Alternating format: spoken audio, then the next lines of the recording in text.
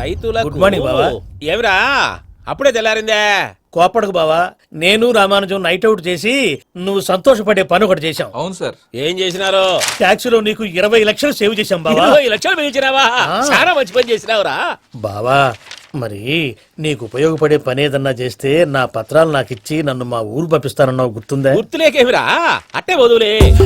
నాకు చాలా ఆనందంగా ఉంది బావా. రామానుజం దాదాపు 40 ఏళ్ల తర్వాత మా ఊరు వెళ్తున్నానయ్యా. చిన్ని, బావా, ఈడ అనాథాశ్రమం గురించి రాయలేదేమిరా? అనాథాశ్రమం అదేరా, జరుగులు దీనిలో పెట్టిమే. అటనా? నాకు తెలియదే. నాకు తెలియదు సార్. గబ్బోడా, ఇప్పుడు దాంట్లో 1000 మంది పిల్లలు ఉండారు. వాళ్ళకు దినాము పొద్దున్నే ఇంత ఇంత ఇడ్లీలు పెడతాం. 2 పూట్ల అన్నము, చారు, పప్పు, పులుసు, పచ్చడి, పెరుగు.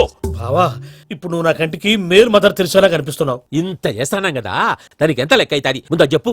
కాదు, కంసే కం 2 కోట్ల దాకా అవుతుంది. ఏం రామానుజం? అవుతుంది సార్. కదా, ఆశ్రమం పేరుతో 2 కోట్లకు అకౌంట్ ఓపెన్ చేసి ఆ. తరువాత బినామీ పేర్లతో మొత్తం మనమే వసూలు చేసుకుంటాం.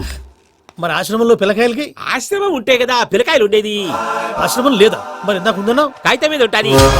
తిక్కరాయాల పియూసీ చదువుకున్నావు, నాకు వచ్చే తాట్స్ నీకు రావేమి? నీలా ఆలోచించడానికి నీ కంత్రి బ్రెయిన్ నాకు ఉండద్దు. ఎప్పుడో విశాఖ ఉక్కు ఆంధ్రుల హక్కు టైంలో మా అక్కని నీకిచ్చి పెళ్లి చేశాము. అక్కతో పాటు ఆవును దొడుకుని నేను వచ్చాను. ఆవును దొడ్లో కట్టేశావు, నన్ను ఇంట్లో కట్టేశావు. అక్కతో పాటు వచ్చిన ఆవు వెళ్ళిపోయింది, తర్వాత అక్క వెళ్ళిపోయింది. నేను మాత్రం ఇక్కడే ఉండిపోయాను. నా ఆస్తి పత్రాలు నీ దగ్గర పెట్టుకుని నాకు పెళ్లి పెటాకులు లేకుండా చేసి టీనేజ్ లో వచ్చిన నన్ను ఓల్డేజ్ తీసుకొచ్చాను.